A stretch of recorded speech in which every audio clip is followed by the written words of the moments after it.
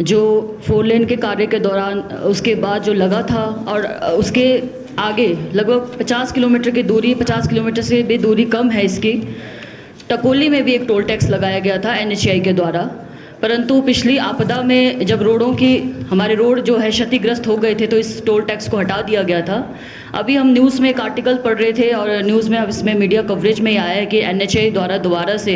Toll tax को वहाँ पे स्थापित किया जाएगा, चाहे वो टकोली की बात हो, चाहे वो डोलू नाला की बात हो जो मनाली डिवीज़न में आता है, मनाली सब डिवीज़न में।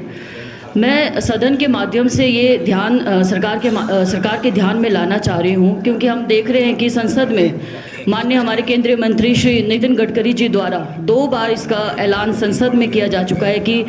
60 किलोमीटर्स के दायरे में, 60 किलोमीटर के दायरे में आपके एक से ज़्यादा टोल टैक्स नहीं हो सकते। तो डोलू नाला और टकोली की जो दूरी है वो 50 किलोमीटर के अंतर्गत है। इसके बावजूद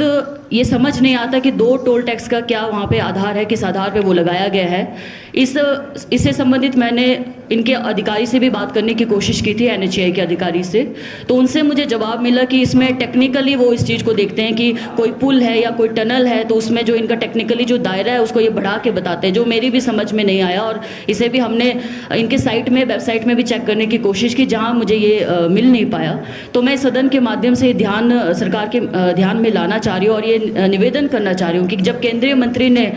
पवित्र संसद में ये घोषणा की है कि 60 किलोमीटर के दायरे में आपके टोल टैक्स नहीं हो सकते, तो ये किस आधार पे 2 टोल टैक्स लगाने की क्या ज़रूरत है और किस आधार पे लगाया जा रहा है। और साथ ही कुल्लू मनाली से हमारे लाहौल को सिर्फ 2 या 3 घंटे लगते हैं और आना जाना लोग आजकल क्योंकि बहुत आसान हो चुका है आने जाने की सुविधा, तो एक दिन में आने जाने का सफ़र तय करते हैं और बार बार वो टोल टैक्स देना पड़ता है, आने जाने में 2-2 बार वो टोल टैक्स देना पड़ता है। तो यही निवेदन मेरा सदन के माध्यम से है कि केंद्रीय मंत्री जब खुद ऐलान कर चुके हैं तो इसका क्या आधार है, ये मेरा